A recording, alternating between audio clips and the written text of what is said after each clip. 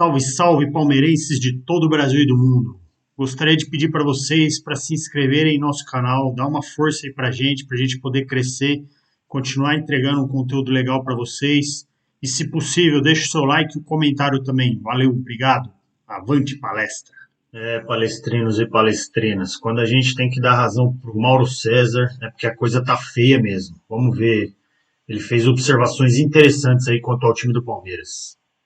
Pois é, assim, eu acho que. Não sei se o Palmeiras já olhou para si mesmo e percebeu isso. Eu até publiquei hoje no meu blog. O Palmeiras contratou nos últimos tempos Bruno Tabata, que já foi lá para o Qatar SC, né? O Atuesta, que está lesionado, e também o Flaco Lopes, que só entra no perrengue do sufoco, né? Quando a coisa está feia, põe o Flaco Lopes, que é grandão, vai que, né? Não está acontecendo nada com ele até agora, não deu certo. Já aconteceu em final de Libertadores com o Breno Lopes, aconteceu com o David, mas com o Flaco Lopes em jogo nenhum está acontecendo. Pode ser até que ele faça gol importante na Libertadores, mas é o maior investimento do clube.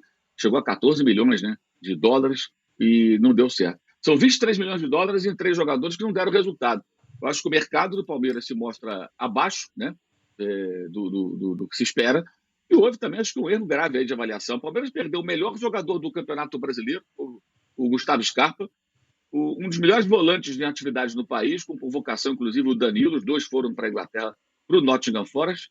E o Palmeiras não contratou ninguém. Contratou o Arthur, que é um atacante, outra posição, para preencher uma outra lacuna no elenco do Palmeiras. É um ótimo jogador, mas não é da função do Scarpa, tampouco da função do Danilo. Não, mas tem aqui o Gabriel Menino, agora tem o Richard Rios. Desculpa, o Richard Rios é jogador do Guarani, fez um campeonato razoável e tal, mas não dá, está no nível do Danilo, né? Então, o Palmeiras investindo em jogadores, talvez a comissão técnica não queira jogadores tão midiáticos, de muita personalidade, de muitas, né, com outras reações, não sei se é isso, mas fica apostando demais em alguns jogadores medianos, em contratações que de imediato são. O Atuesta foi elogiadíssimo por parte da imprensa. Que visão de mercado! Nem sabiam que era o cara, até agora não mostrou nada. Está machucado hoje, mas mesmo quando não estava lesionado, né? A fase é muito ruim, são 7 jogos, 1 vitória, 4 derrotas, né, e 2 empates. O Palmeiras perdeu para o Bahia, perdeu para o Botafogo, perdeu agora para o São Paulo 2 vezes, por pouco não perdeu para o Flamengo, perdeu em casa, inclusive, né? São Paulo venceu no Allianz Parque, Botafogo venceu no Allianz Parque, o Flamengo empatou e poderia mais um pouco ter vencido no Allianz Parque. Então, o time que não perdia, entre aspas, agora perde com uma certa frequência. Mas eu não sei se está vendo, se há essa autocrítica. Há sim reações da torcida, especialmente partindo da organizada, que já há algum tempo bate de frente com a presidente do clube, e que evidentemente não perderia a chance ontem de protestar, não contra o técnico, não contra os jogadores, mas contra a diretoria. Eu acho o mercado muito tímido, acho que algumas contratações comprovadamente não deram certo. Entendo que o torcedor que reivindica novos jogadores tem razão, porque se o clube tem condições econômicas para isso, por que não o faz? Né? Por que tudo bem contratar o Richard Rios, mas além do Arthur, outros jogadores que exigiriam um investimento deveriam ter sido contratados para manter mais ou menos o nível do elenco. Acho que isso não aconteceu, né? E a fase é bem ruim. Ontem, além disso, coletivamente, o time do Palmeiras muito mal contra o Flamengo, fez um bom primeiro tempo. Segundo tempo, não. O primeiro tempo foi bom. Ontem, nada foi bom. Nada. O Palmeiras não teve nenhum momento que você pudesse elogiar. Mesmo naquele período da primeira etapa, até a metade do primeiro tempo, quando teve até um certo domínio, o Palmeiras não criou nada demais. As melhores chances foram criadas pelo São Paulo instantes antes do gol, que para mim foi uma falha clamorosa do Rafael.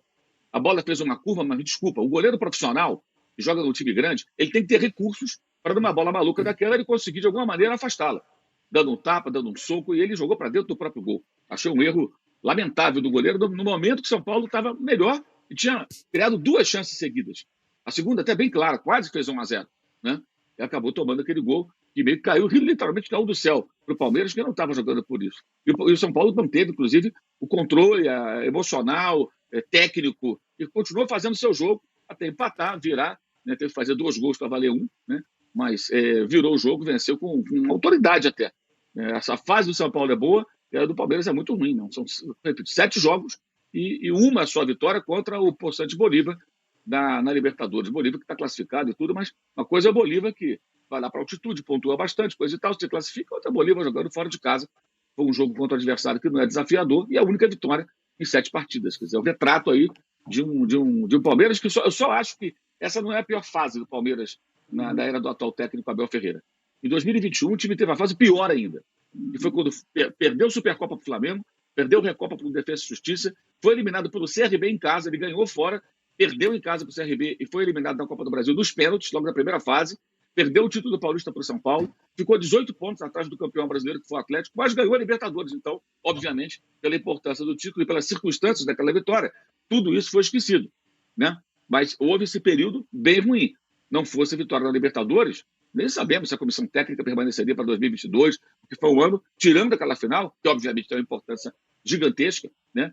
O ano foi bem ruim. Ou seja, o desempenho atual ele é ruim, mas houve também um período bem complicado, aproximadamente 2 anos, e agora a coisa se repete.